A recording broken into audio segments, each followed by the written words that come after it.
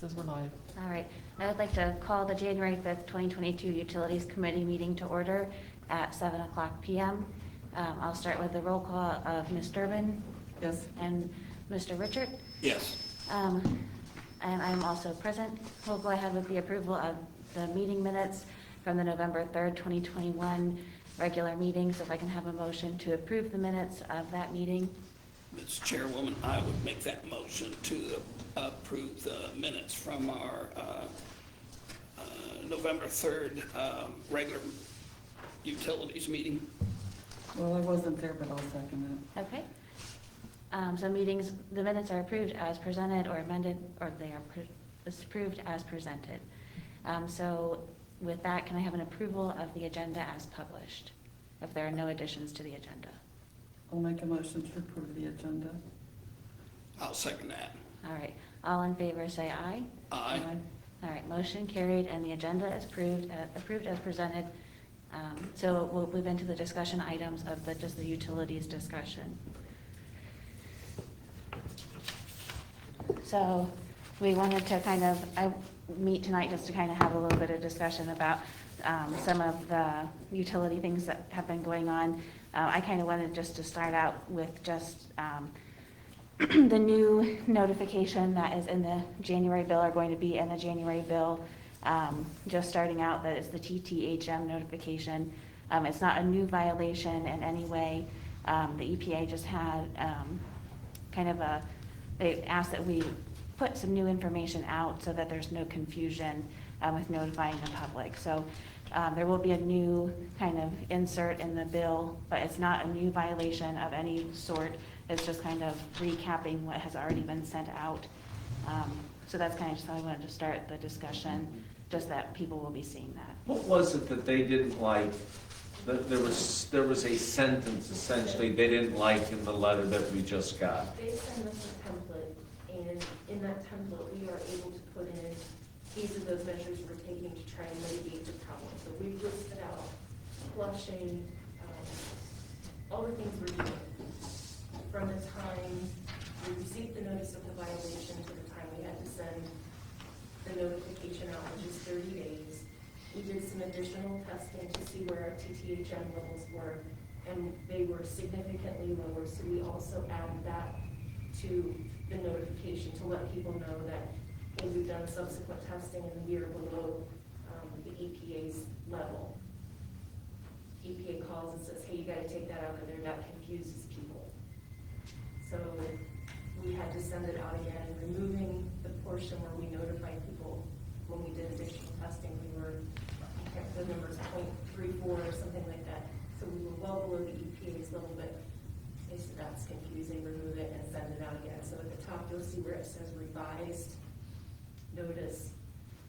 But as Kara said, that's all it is we had to remove some information and no additional violations. It's just, So we were trying to notify folks that we had mitigated the underlying concern. We went back out and we, if you will, were below the level. Past the test is really a poor choice of words. I don't think that's the way to look at it. And we included that in the letter. They didn't appreciate that. Well, I think we learned. We won't edit their form letter again, or if we do, we will see if that's okay with them. Because, and I actually, there's no sense arguing with them, but I think they'll actually stir up more questions because this next letter goes out, and so we're trying to establish a good working relationship with OEPA, and fighting with them over notification didn't seem like the first, shake hands and nice to meet you. Now, why'd you do that to us? So there's no new violations. I think it's an ongoing, I don't think we've solved, to just elaborate a little bit, I think that the underlying issues that are causing this, we're still working on them. The fact that the water sits for a long time from the time it leaves Railroad Street till it actually comes out your faucet. There's not a lot we can do about getting the turnover. What we have been doing is flushing, and underlying the ultimate fix we hope we'll find when we rebuild, if you will, the actual plant. So I think we'll be testing in that margin until that happens, particularly during the warm weather months. And I think kind of segueing into what Tom said about, you know, having to rebuild some portions of the plant to kind of figure out what's going on, is that I think that we all know that from the budget discussions that we don't have a lot of money in that water and sewer budget. So we're gonna have to look at, even though we made some adjustments with the kind of adjacent costs and putting those back onto the city and moving some of those capital improvement costs back, we are gonna have to look at how are we gonna be able to fix things if there isn't any money being put into accounts to fix things that if we don't fix them, then we're not in compliance. So I think talking about, you know, rate increases is not anything that anyone wants to talk about. But I think as a council, last month, we did as much as we could with our existing budget of looking at what we were getting in revenue and spending and kind of pinching every penny. But looking forward and understanding that the county did go through with some of the funding, like Tom had talked about, as long as we're doing the kind of planning.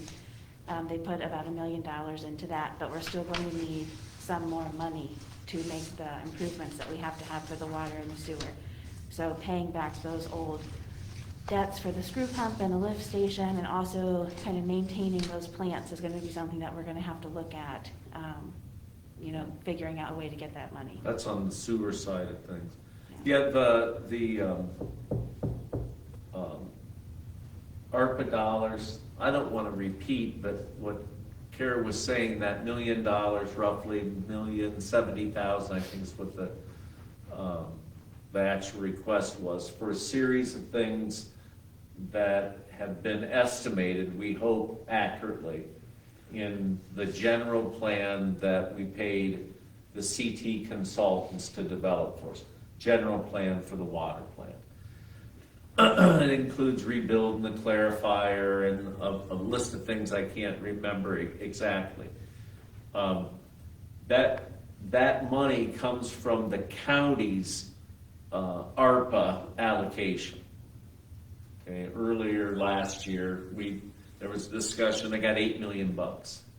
And there were a series of meetings about, well, how are you gonna divvy that up in the county? What are the greatest needs? And the shortest version of that story is through a consensus process. They agreed that they would allocate it roughly on population. A little bit, if you're familiar with the public works, there isn't a set aside for each community, but Shazam, it kind of works that way. This was developed, I guess, that same sort of informal process. So we knew there's about $1 million to $1.8 million that would be Gallion's share of that $8 million. And so we've been working, Nikki and I, with the consultants to develop the reinvestment plan using those dollars. And whenever we say ARPA, it's the rescue. Yeah, it took me a while, I was calling, American Rescue Plan. So yes. the kind of Yes. the second 2.0 version of the CARES dollars. And we're gonna design it, our chunk of money, and there's certainly gotta be some questions. Our allocation, which will be still a little over $1 million, it's $555,000. We got our first tranche of that money. We'll get another $500,000 within 12 months of the time we got the first check, is how the legislation reads. And I'll stop that. But who's gonna pay to design all those improvements? We're gonna pay for that, and they'll have the money to actually pay the contract. The commissioners will. So I think that's that's one way that the budget as constructed, the water budget, is, it's underfunded, but we can address the issues that EPA is concerned about, without immediately raising water rates. That's what I'd say about the kind of summary on the water fund. I have a question. Yeah. Do you have a strategic plan year by year for the water utility? Is that how you're doing it? There is a 5-year capital improvements plan Right. that you probably remember from the, if you will, the back of the recovery plan. Right, and it still goes to the end of December 31st, 2022 in the last 5-year plan. Yeah, I think we have, in terms of the budget requests, and, we can get that, what the department heads have laid out for investment over the next 5 years. A couple meetings ago, you asked that question, I thought, man, I didn't answer it correctly. Yeah, there is, it's not as formalized maybe, but there are projects over the next 5 years. Can I get some written information? Yeah. Okay, good. Yeah. Absolutely. Also, are we still losing 400,000 gallons of treated water a day at the water plant? I don't think it goes up and down. Mhm. I think some days we are, and we are still flushing a lot of treated water. And it goes back to this compliance issue with the help me with this thinking, TTHM. It's almost a mental block, Paul. But anyways, TTHM, in order to keep the water fresh, we have to flush a lot of it. There's no easy answer. So to have that standard, you have to have enough turnover to get the water that's been in the system, you have to flush that out. So that's how, but go ahead. Do you have plans to replace water lines over the next 5-year plan? I don't think there's much allocated in there for water line replacement. Have you replaced a lot It's of very, water lines? it's a lot, it's really reactive. I can think off the top of my head, 2 in a planned way, 2 sections, and 1 in an emergency way. When Portland Way South was rebuilt, we replaced the water line under that. Then Winchester, kind of from Wrenchville School to the bottom of the hill out by Biddle, that before the collapse, there'd been a financial collapse. There had been a project going out there and it kind of stopped. And we had a bunch of breaks, realized that, that's because initially our office thought, well, wasn't that just replaced? Well, up to a point it was. So that was sort of reactive, completing a project that had been sort of forgotten, and then the other one was the gusher down Harding Way West. So those 3 big projects are water line replacements, but I don't think, as far as a capital budget, it probably goes back to underfunding the utility. When you think, one of the fun parts of this is, I'll make it short. One of the fun parts of this job is that when there's a misjudgment or mistake, it's right there, comes right to your attention. And I think, and I'm not going to slough this off on Mike and the previous committee, but when we waited a year too long to raise water rates, okay? I'm guilty as, self-indicted in charge. I wish we'd started. There was a discussion, it wasn't real in-depth, but at the committee level, it's like, hey, we probably ought to raise water and sewer rates, and I think the short of it is that, well, that's not a good time to do it. And the other side of that is, well, hell, it's never a good time to raise utility rates. So it was kind of, and so then we raised the water rates, sewer rates, stayed where they're at. And I don't know if Carrie's agenda is to raise sewer rates, that's what I want to be known for, but we're gonna have to look at that. And, I think it's kind of hard too. I know even in my own personal finances, if I don't have enough money in my bank account, it's hard to make a plan for making sure my house stays nice. Like, if I don't winterize my furnace, then I'm really screwed. But if I didn't have enough money in October to do it, I think so whenever even though it's really small, my budget compared to the cities, if you don't have that much money, you're much more working the defense than trying to keep things up and going. So I don't, I deal with that every month on a fixed income. yeah, it's hard. I have, 3 months ago, my water was 5 units, then it dropped to 2, then it was 1, and this time I got the bill yesterday, it was 3. Yeah. yeah, And the dates, 2 or 3 days is, yeah, it is. I think that's a metering issue, maybe a billing issue, but the difference between 3 units and 5 units in terms of dollars.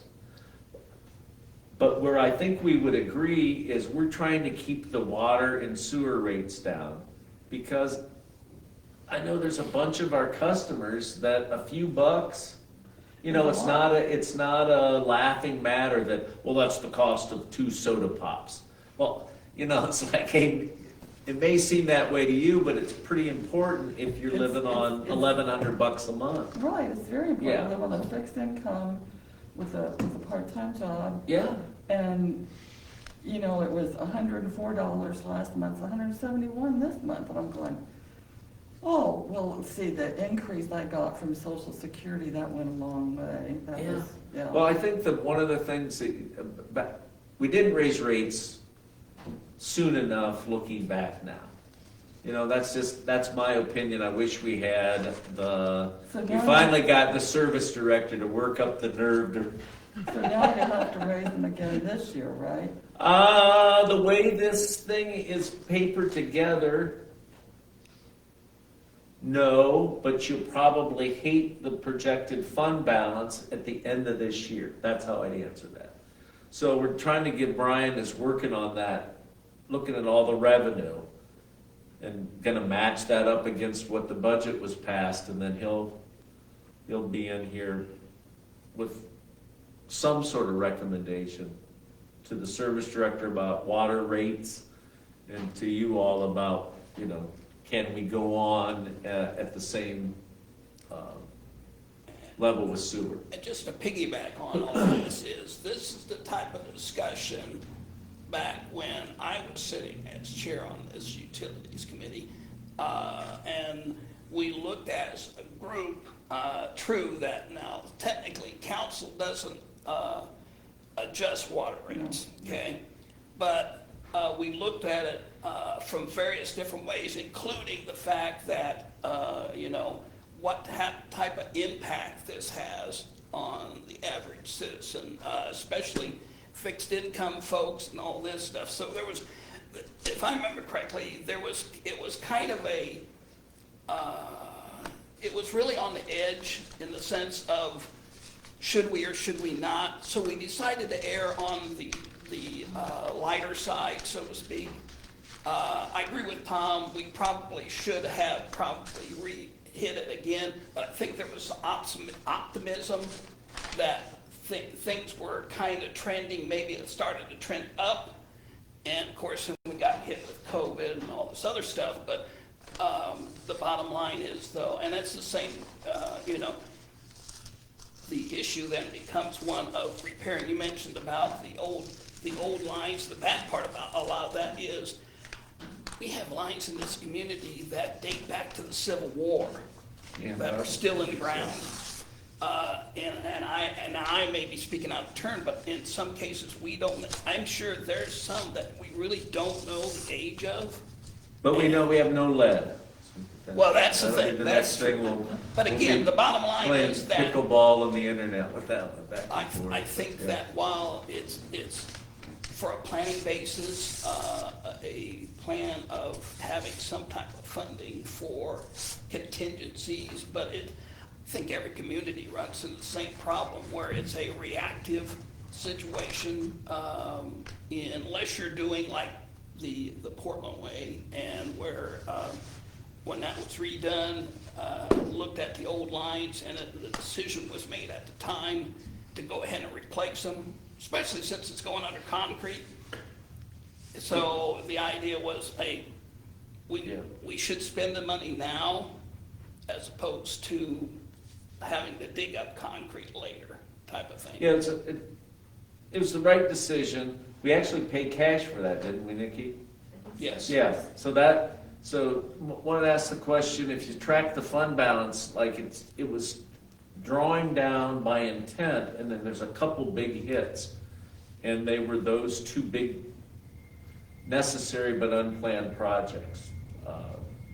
They contributed to this tightness or difficulty in the water fund. Well, I think sorry.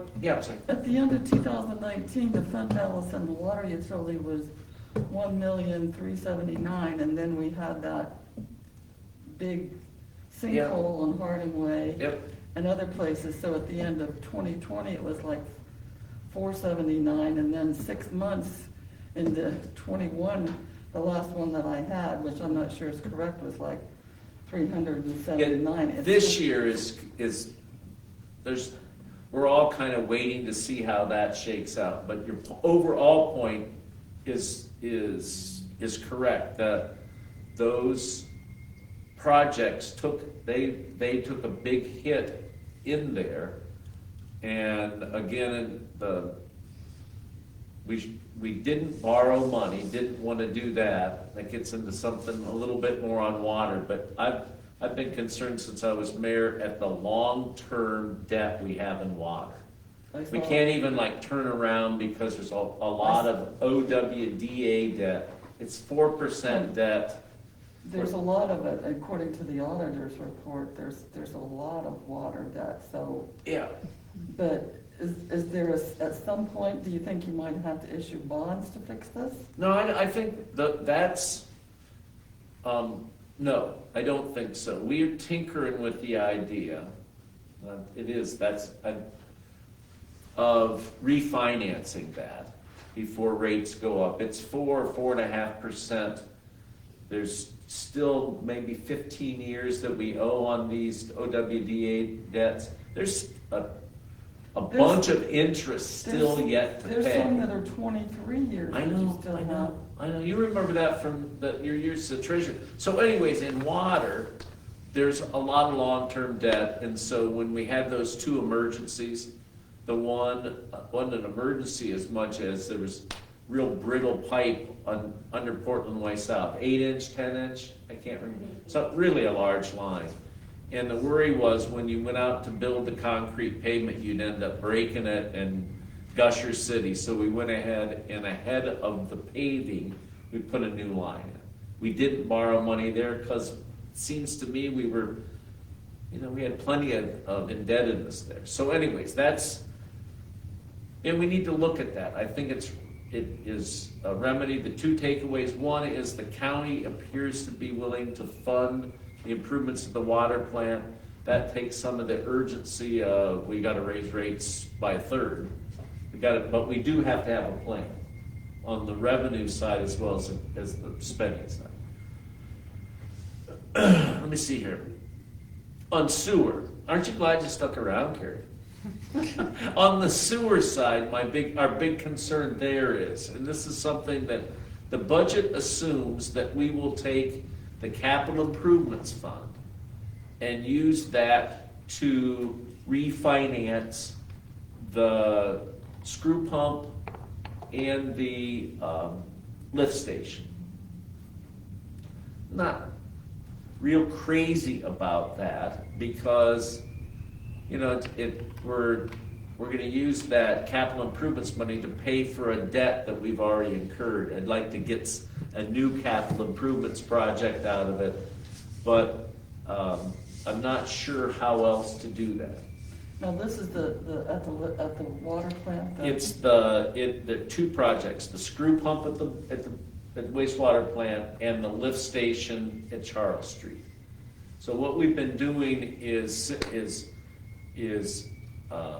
reissuing notes, and because the revenue has been not what we'd maybe like, or ideally you'd have, we're just refinancing that debt. We're not paying it down.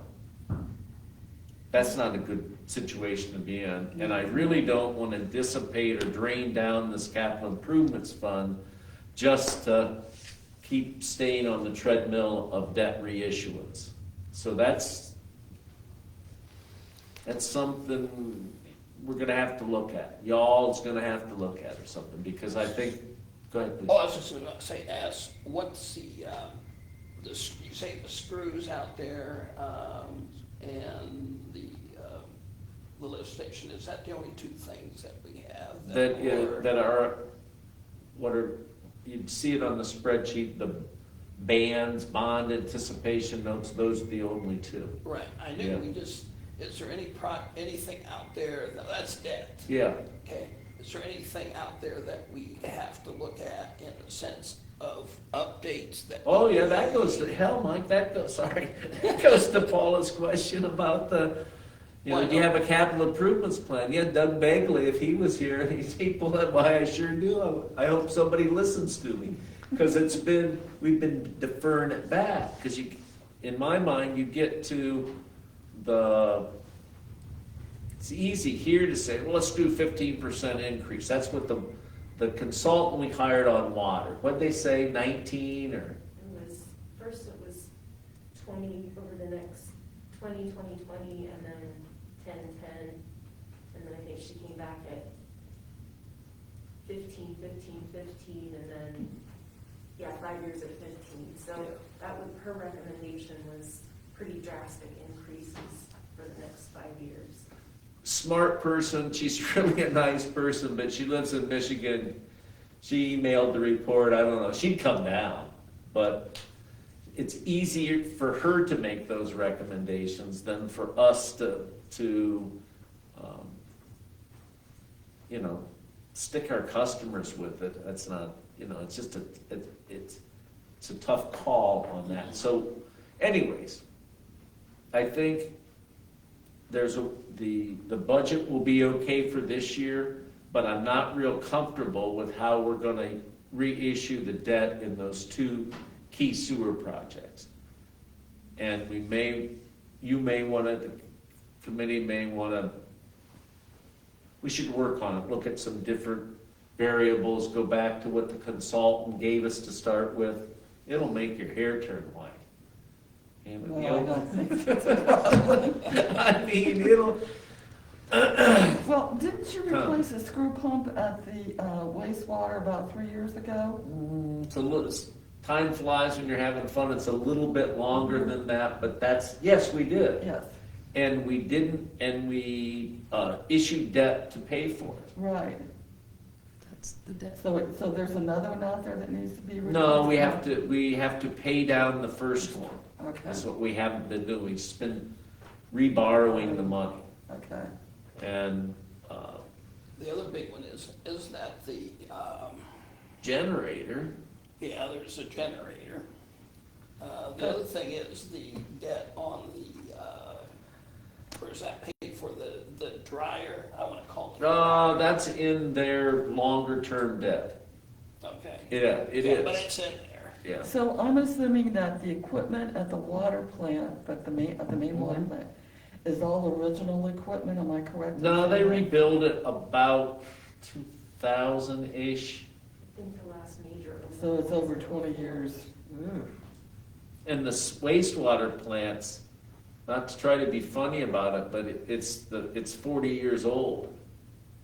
And it's I think it's sized right. The wastewater treatment plant, especially with Westmore tied in.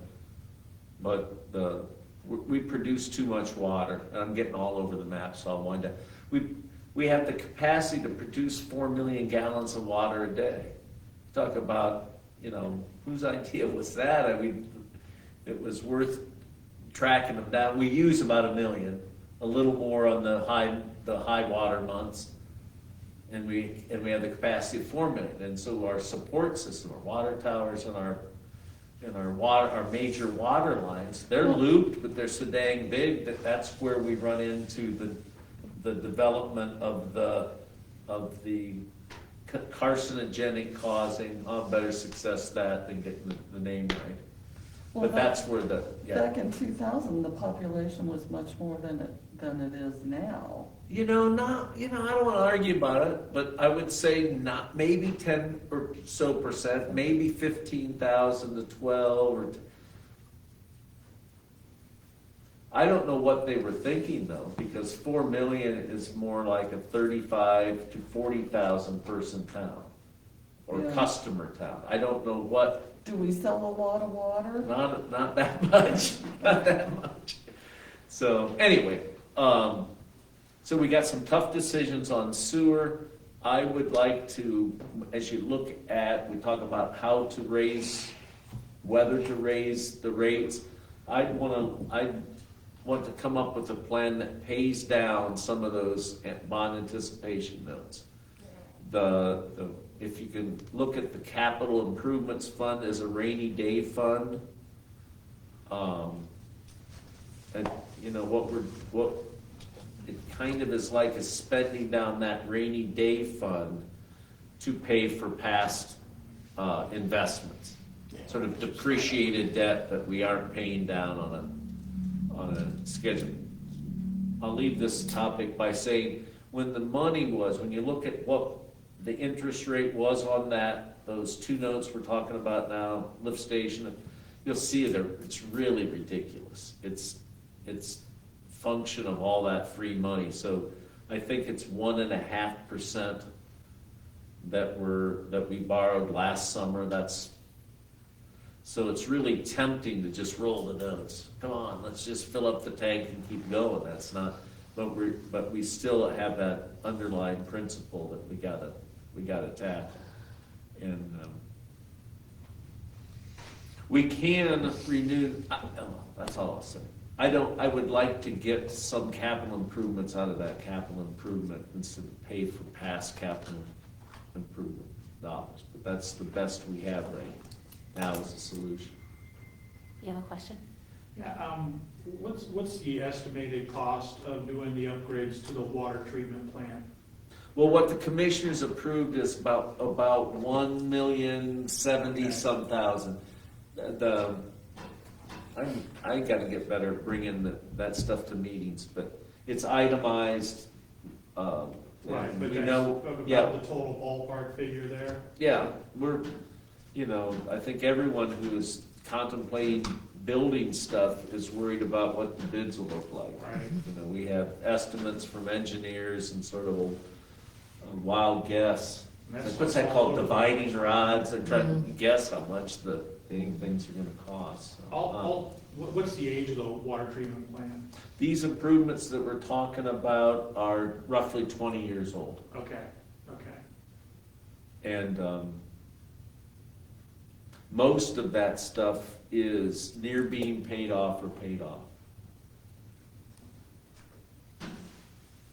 And the good thing about the 1 Yeah. million from the county is that that's not gonna be a debt, that's just, No, it's a grant. I think that's another positive thing to kind of look at. And too, that with the budget that we passed last month, Yeah. is that we're kind of still just treading water, so none of this is like emergency rate increase today to keep it going. and none of that. No, I don't think so. Yeah. I agree with you. So I think that that's positive, and also having the conversation in January, so that way, next December, in December, we're not all kind of panicking, trying to figure out a plan for 2023. So I think it's good to start the conversation now and kind of keep it moving. Hey, Madam Chairman, I know it's like if you already ate, you're not having a low blood sugar attack. So we don't need to go on, but I did want to, can we hit a couple others Sure. real quick? The last thing on water sewer, and I'm not going to get into storm sewer, but it takes a while to understand why you pay that $6 a month. And when we were lowering rates, God, it's been a long time now, 6, 7 years ago, wasn't it? Yeah, that we got almost as far. Susan Bean used to sit in this chair. We got as far as storm water rates, and we sort of just took a break. But when you look at stormwater rates, people start talking to you. I think I know generally where there's some parking lots down there that are gravel parking lots. They'll come and see you and ask you why they pay the same amount for a gravel parking lot as you do for a paved parking lot. Where is that, Crew and Croft? Yeah, that's one, that's a Fourth Ward, man. So you'll be their new best friend, but that issue of how we charge gravel, permeable, semi-permeable, it's an issue. Anyway, on stormwater, we never have, and stormwater holds its own. We've been building the project a year at about $500,000, inching our way towards 6th Avenue. From the Riblet, that low area by Wood and Riblet, Coverts area, kind of working our way out. But anyway, for a really long time, 06 I think is when the mistake was first made, we have been funding a stormwater project, the improvement of Bueller that comes around, goes into Four Square Gospel. Folks know where Rod Sparks lives, that's where it comes out. That project, that stormwater area was improved, but we've been paying for it out of water and sewer. There's another little piece, I can't remember, but it was mostly Bueller. And I think the thinking was in 06, like it really doesn't matter. The stormwater could pay for it, but water and sewer have money. So we were funding that at the tune of $35,000 per utility every year for about 15 years. I don't want to fight the battle with the state auditor tonight, or even that we need their help for a while, but I talked with them last year about going back to the beginning and correcting the record. They basically say, give me a bunch of paperwork, and I thought that's not a priority.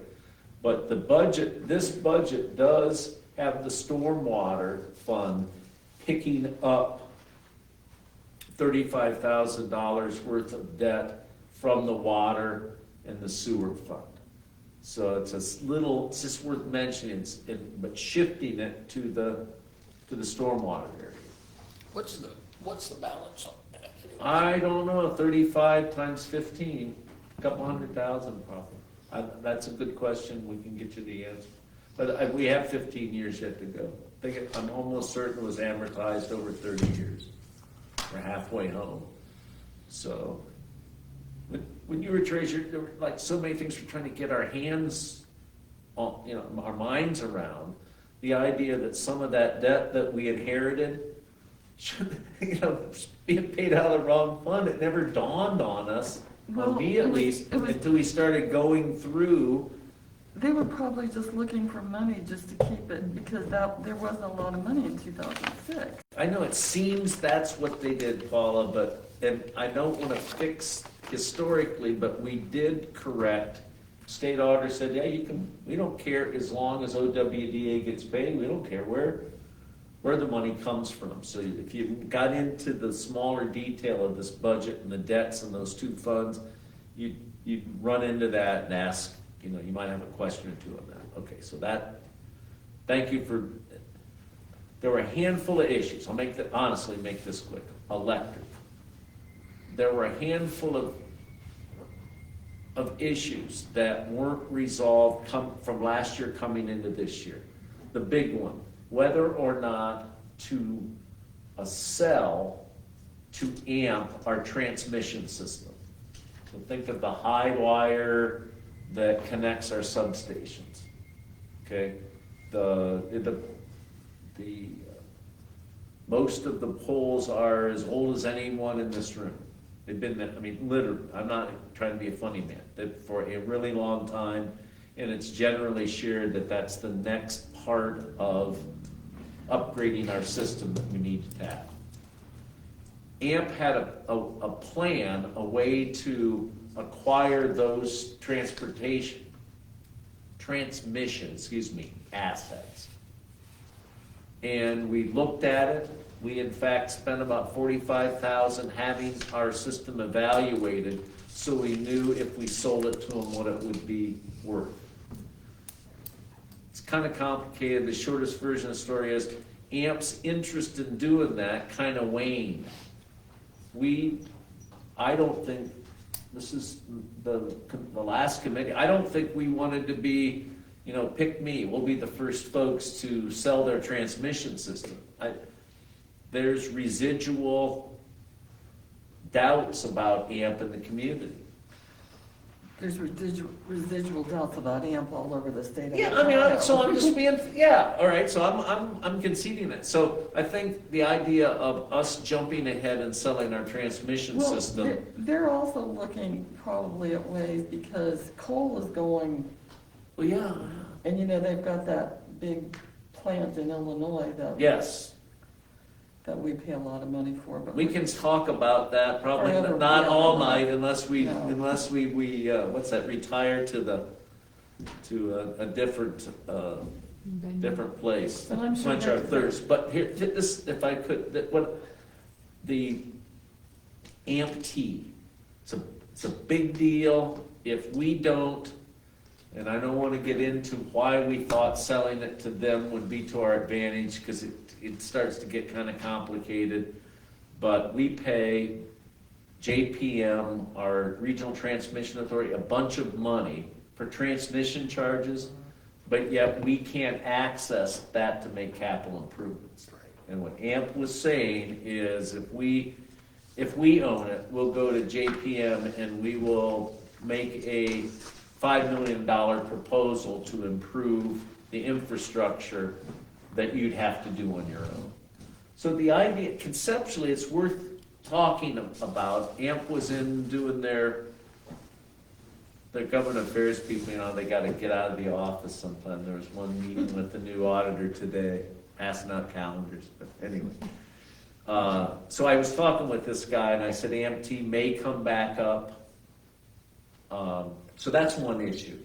Kind of maybe brand new to you, I can tell by the look on your face. No, It's like, but I'm thinking I would look at that extremely. yeah, we did, and Well- we shied away because of the Right, concern right. you're raising. Yeah. Right, because originally, the presentation, and again, I'm just going to touch on it, because like Tom said, it was very in-depth. Essentially, what they were looking to do was to buy our transmission, Mm-hmm. pay us whatever a worked out amount that would come to. And what then they would offer to the community was to, one, upgrade all that. And it was based on the idea that, like Tom said, they would be able to use or have access to funding that we as a community don't have access to currently. So we're not a transmission entity. Yeah. It's like an hour on the internet, and then we can talk again, so you Yeah, get what that- happens is we are, to put a small, to put it, well, it's probably not good, we're a small fish, essentially. They would become the big fish, and they would then subsequently that would allow us to be able to, they would do the upgrades.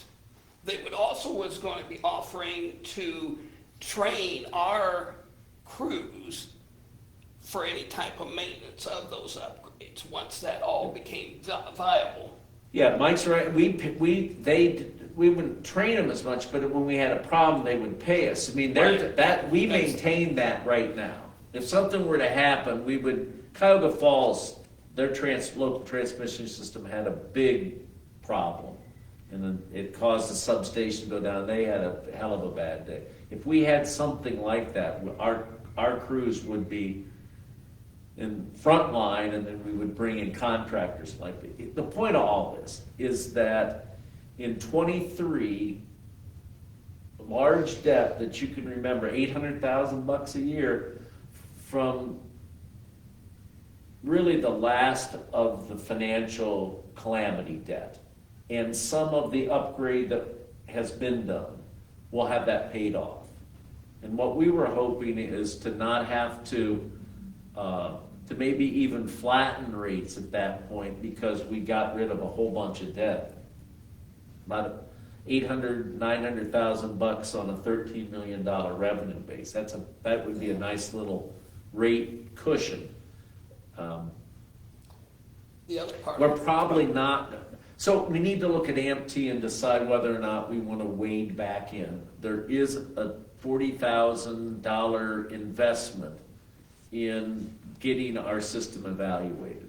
I'd like to think that wasn't a total waste, but we haven't done much with that product. I'm sorry, Mike. No, I was just gonna add too, is the reason that this was a good option, and it's not to say it's not good now, it's just a question mark, is because that line, and I forget what it's called right offhand, but Mark would know, but it's very, very old, like Tom said. Not just the post, but the lines, everything. That all needs to be redone. Which means that if we need to be able to we're either gonna finance it or we're gonna have to pay for it somehow. So that was Yeah, it's about, we essentially, have about $7 million, 7 miles, and the rule of thumb is about $1 million a mile. Again, well, we'll see what construction prices, where they restabilize, but that's the estimate. It's for certain the top capital improvements project in the electric world. And so we need to resurrect that discussion. A couple more. EV charging. It came to the council committee and there was a majority that didn't want to pursue it, because what we had in the mayor's office that we had decided was the best deal was a 3-year contract. So the money that we would put in, pouring them the base, the work to get it set up, you'd have 3 years to kind of recover it, if you will. By doing that, that pushed it over 50,000 bucks. So we didn't want to divide it out to avoid bidding it. So we came to the committee, didn't want it. The idea, it was okay because there probably would have been blowback if we started setting up an electric. Well, who decided to do that? That daggone service director? You know, whose crazy idea is that? So, as the author of all crazy ideas, I'll own that. And what we just shelved it, basically. I'd like to have that discussion come up. There's a lot of background, not a lot, but some, in terms of what the state thinks the footprint for these EV chargers should be and what we would think. Like, we're not one of the anointed counties. We don't have a location on the map they have of where they expect the rollout of EV chargers. But I think, I prefer, and I'll get off it, to have it out near 30. I think that's where you build the charges. And I don't think that the Bucyrus site is as, gets as much use as it might if it were maybe a little bit more convenient. The other side of that is, well, you can park your car uptown, you can go to a coffee shop, and you could, folks I know that have those, that are using them over the road, they want to get fast charge, 45 minutes hanging out at Valero or wherever it would be, and get back on the road. I don't think they're leisurely coming into town and doing shopping, but there's a debate about that. So anyways, EV charging got shelved. There wasn't support in the committee. I don't know if there's support in the committee now, but it's... Well, we're eventually gonna have to do something with that, because the car industry is just clean energy. They're leaning towards that. I spent a half And hour we or don't so. wanna be stuck with, oh my God, we have 2 in town, we don't want something like that. Yeah, I don't think we want to have a gas station on every corner, but the where to locate them and the whole discussion about having an electric vehicle charger, it's different for us as a muni power city to to look at than if we were, you know, just negotiating with First Energy to come in and do it. So y'all want to think about that, get some feedback on whether we And want to. The Ohio EPA did open up grants through January 31st to put in some new fast charging stations. So that was something that I wanted to revisit, because that came through law and ordinance last time, and we didn't pass it through, and we had just missed that grant window, and they reopened up this year. So I think that is something to revisit. It'd be worth, definitely. And whether, if you're off their grid, if you don't have one of their dots, that, yeah, you can participate in the program, but, you know, that's just because they can't not let you apply. So I don't know, I'm in favor of looking at it. I wanted to bring that, the electric vehicle charger up. Other big dollar item, probably ends up being a multi-million-dollar project, is advanced metering, which, you know, can take a bunch of different forms. There's a technical side to it that you're probably better suited if you understand it, having to do with the mesh of how they get the signals. AMP has a platform, a format. But there are a number of things beyond remote metering that we can achieve. And we had a meeting a few years ago, and it kind of got shut down, and I want to bring that up with the new committee. It gets into where we store the information. In one mode or one model is we'd have a bunch of servers storing that data. The other model is to store through the cloud all this data out in Silver Springs, Maryland. I don't know. I don't know enough about it to have a judgment, but you have to store a bunch of data to do it. I'll stop after this on this topic. It's really interesting. We had a vendor come in, a month ago, 3 weeks ago, to sell their platform, if you will. And I knew that I didn't know enough about the subject matter to make any kind of purchase judgment, but it would be really nice to be able to offer to 500 or 600-ish, Nick, you can, if I'm missing that estimate, of our customers who really need to be put on a meter. You know, let me buy 500 kilowatts. And then let me know when I get close to 500 kilowatts, like some people buy phone minutes. Well, in England, they used to buy gas and electric. You put 2 pence in for your coffee Yeah. in the morning, and they all had these meters. So it is, the questions that came up when this was briefly discussed just a few years ago is, I don't want anyone knowing, you know, how warm I keep my house when I'm not there.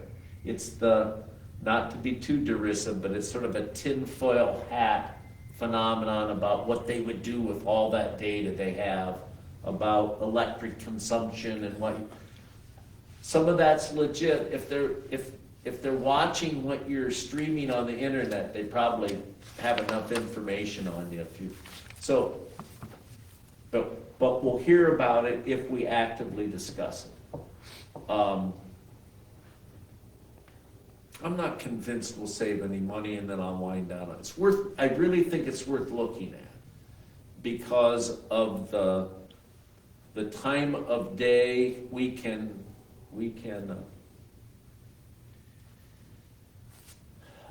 shift our demand. If you can say to large customers, we can't do it now. If you would just run all your machines from 1 a.m. to 3 a.m., we can almost not give you the power, but you could get a very good rate. It's a complete mindset. You have to change their minds the way they've been doing things for 30 years. Right, and I think that some of our large customers, they're having to rethink everything else. So if they had an opportunity to buy off-peak, that's, and one of the things we have to have as a city to even look at those kinds of things, time of day rate, off-peak rate, that kind of stuff. Being able to control your thermostat, so while you're away, it doesn't come on at 4 o'clock with everyone else. Those kinds of things would really help the city. You can't entertain those discussions until you get serious about wanting to look You can at. already control your heat on your smartphone from a distance. It's not hard. It's easy. I have several friends that have put in new furnaces In here? Yeah. In town? here in See, I don't know Goshen. much about Yeah. that remote And they thing, but control Yeah. it, yeah. And I just got a new set of hearing aids, I haven't tried them yet, they're controlled by my smartphone. yeah, I think, so So it's out there, it's there. I agree with you, and You might be, if you could just get one large company to try it for 90 days, 6 well, months. I think what, I'll stop, honestly, Karen, after this. The part of the water solution and the water loss issue is metering. And we got a lot of old meters. This is another bad, it's like, watch it, don't, be careful, because if you replace somebody's meter, we have that in the course of daily operation. I think the meter needs replaced, because, and our gang, they're all guys now, but our guys will say, you sure you want to do this? Because it's likely to your benefit now. Invariably, you put a new meter in and it's running faster. That's So, reality. yeah, it is. Anyway, thank you for letting me, I think those two items, new initiatives, if you will, in electric, I think are pretty important, and I think barring we need to talk in detail about Prairie State and how Because our Illinois is Yeah. doing away with coal plants in what, 35. I was thinking it was 2030. Only 35. So I think being transparent's cornwall, I suppose, but being upfront with our customers and the issues that are going to be raised is the best approach on Prairie State. Yes. The reason I mention it now, and I'll sign off, is we've been following it. Our office has been following it, we don't have much influence, if you can imagine. We're one of several owners, and we're an out-of-state owner. And the politics that drove the big Illinois legislation are unique to their political mix now. And so, Well, the people out there Yeah. are not happy with Prairie State. There's a lot of coal ash. yeah, I think it's a mixed bag, but I think for us sitting here, we're gonna have to, probably during this next 2 years, begin to look at what we do to replace Prairie State and not have it right upon us when that happens. So that's a whole nother, Is AMP looking at that too? yeah, heck yes. They've got us all on the hook, and the people not real happy about it. It's all those old wounds that we've all been through. So it'll be a moving target, or one of the balls in the air when you talk about the electric fund. And what else to say about that? Will be February. Next time we meet, we'll have a PCA Yeah. Oh, yeah, that's to right. consider, so that'll be a legislative matter. All right, is there any other business? If there's no other business, then our next meeting is February 1st at 7 o'clock. Can I have a motion for adjournment? Alma? And I'll second it. Awesome. At 7:59 PM. I know it's like gushing, maybe overwhelming, but there's